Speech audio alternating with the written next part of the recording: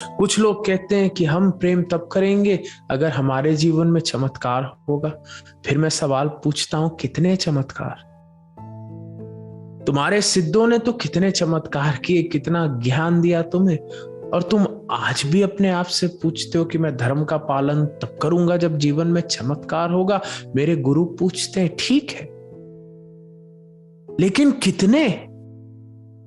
तुम आज कहते हो बाबा जी मैं तब साधना करूंगा अगर मैं स्वस्थ हो जाऊं। ठीक है, स्वस्थ हो गए, लेकिन तुम्हें क्या लगता है, क्या तुम्हारी समस्याएं खत्म हो जाएंगी? समस्या कभी खत्म नहीं होंगी। और अगर तुम्हारा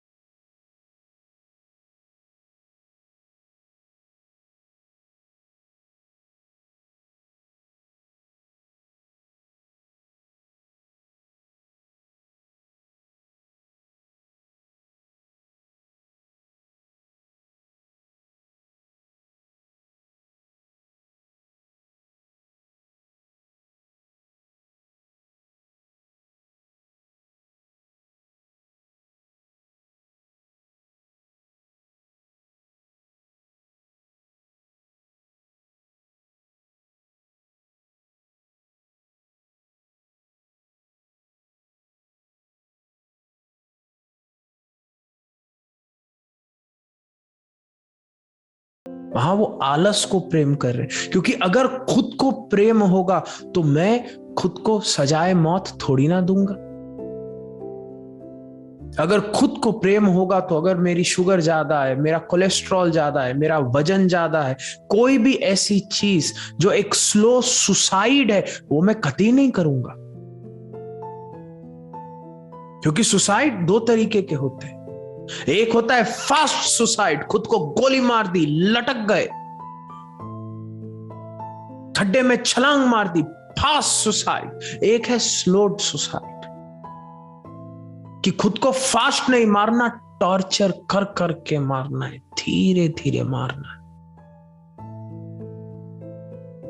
जो आदमी शराब पी रहा है रोज की, वो स्लो सुसाइड कर रहा है, अपने आप को तड़पा तड़पा के मार रहा है। एक एक ऑर्गन, उसके शरीर को समझ ही नहीं आता वो कर क्या रहा है, उसके दिमाग को, उसके सेल्स को समझ ही नहीं आता। लेकिन हाँ, वो आदमी बहुत दुखी है। एक आदमी जो खाना खाता रहता है, शरीर अब ऊपर नीचे हो गए, सारे के सारे एंडोक्रिनोलॉजी ऊपर नीचे हो गए, ये भी एक स्लो सुसाइड है। क्योंकि अगर सही मायने में खुद से प्रेम होता तो खुद से प्रेम इस जिव्या से बढ़कर के होता।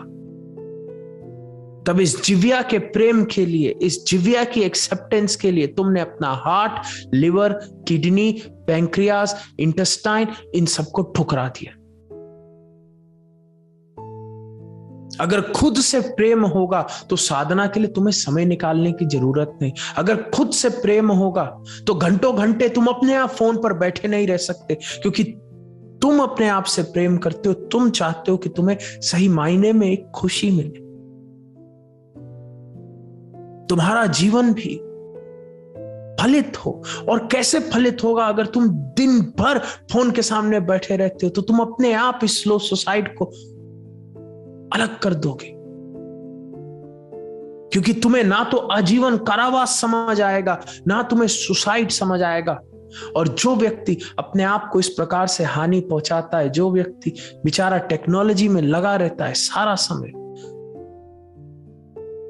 मतलब सिर्फ इतना है कि कहीं ना कहीं उसके हृदय में बहुत नफरत भरी है, या खुद के प्रति या दुनिया के प्रति, इसलिए वो भाग रहा है, अपने आप से भाग रहा है, अपने भीतर के भगवान से भाग रहा है। और अगर खुद से प्रेम होगा तो वो अपने आप जीवन की तरफ भागेगा, स्वास्थ्य की तरफ भागेगा, साधना का समय निकालेगा। क्यों? क्योंकि प्रेम है। प्रेम एक ऐसी घास है जिसको अगर तुम खाद और पानी नहीं दोगे वो घास सूख जाएगी। तुम्हें मेहनत करनी होगी, तुम्हें याद कराना होगा, और प्रेम हमेशा तुम्हारे हृदय से ही निकलेगा।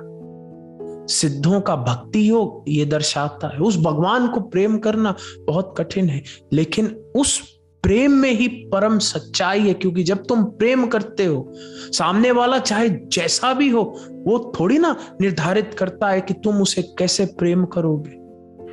प्रेम तो भीतर से आता।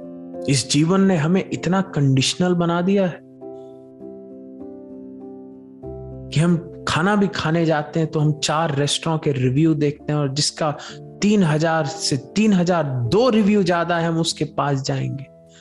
हम पिक्चर भी देखने निकलते हैं तो हम देखते हैं कि क्या हमें best quality of return of investment मिलेगा या नहीं।